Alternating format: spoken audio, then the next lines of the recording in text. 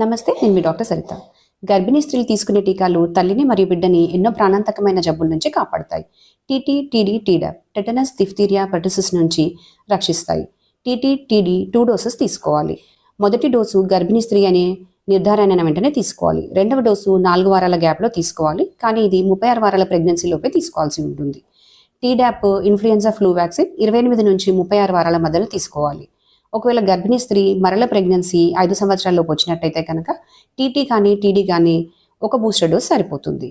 వీటితో పాటుగా hepatitis, rabies vaccine అంటే కుక్కకాటు vaccine, meningococcal vaccine, Covid vaccine కూడా ప్రెగ్నెన్సీలో తీసుకోవచ్చు.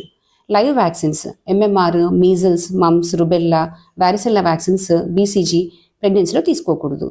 కొన్ని స్పెషల్ కండిషన్స్లలో Japanese encephalitis, anthrax, yellow fever, polio, pneumococcal vaccine, ప్రెగ్నెన్సీలో టైఫాయిడ్, కలరా కూడా తీసుకోవచ్చు. Thank you.